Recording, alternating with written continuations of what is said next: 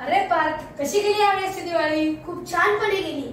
मग काय घेतलं यावेळेस नवीन? यावेळेस बाबांनी नवीन कार घेतली आहे. कुठल्या कंपनीची कार घेतली? यावेळेस बाबांनी महिंद्रा कंपनीची कार घेतली आहे. अरे पण पार्थ, तुम्ही महिंद्रा कंपनीचीच कार का घेतली? कारण ती कंपनी स्वदेशी आहे ना. स्वदेशी म्हणजे? स्वदेशी म्हणजे स्वतःच्या देशात तयार होणाऱ्या वस्तूंचा वापर करणे. अरे हो, आपण इयत्ता 5वी व 6वी इतिहास विषयात स्वदेशी चळवळीबद्दल शिकलो होतो ना. अरे बाजारातही कितीतरी स्वदेशी वस्तू उपलब्ध आहेत, त्या आपण वापरायला हव्या. अरे हो, आपण आता जे मसाले वापरतो ते आपल्याला इतर देशांकडून आयात करावे लागत होते, पण आता तसे नाही. आता त्याच मसाल्यांचे उत्पादन आपल्या देशात खूप मोठ्या प्रमाणात होत आहे, म्हणून आपल्यालाही त्या स्वदेशी मसाल्यांचा वापर खूप मोठ्या प्रमाणात करायला हवा. हो बरोबर आहे. आईने मला सांगितले होते की तिने या वर्षीचा फराळ स्वदेशी मसाल्यांनीच तयार केला आहे.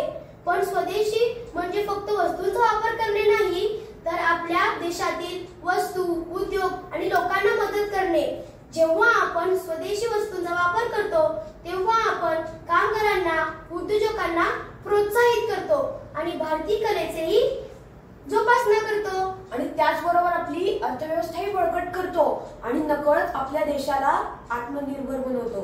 अरे हो, सरकारने मेक इन इंडिया आणि व्होकल फॉर लोकल अशा योजना काढल्या आहेत, त्यामुळे लोकांना पगार प्राप्त होतो.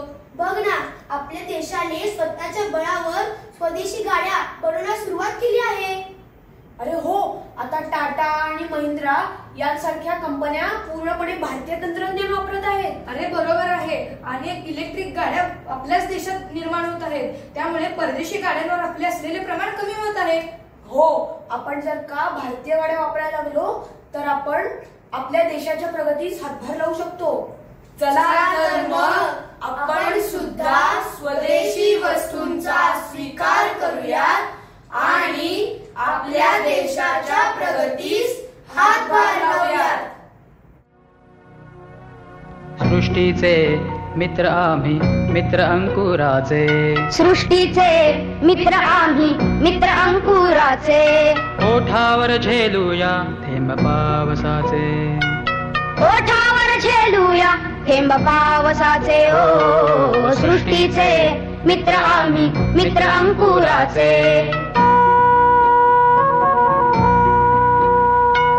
अंकुर त्या बीजाला हवा ऊन वारा. अंकुर त्या बीजाला हवा ऊन वारा. मायेची छाया अन मनाचा उबारा. मायेची छाया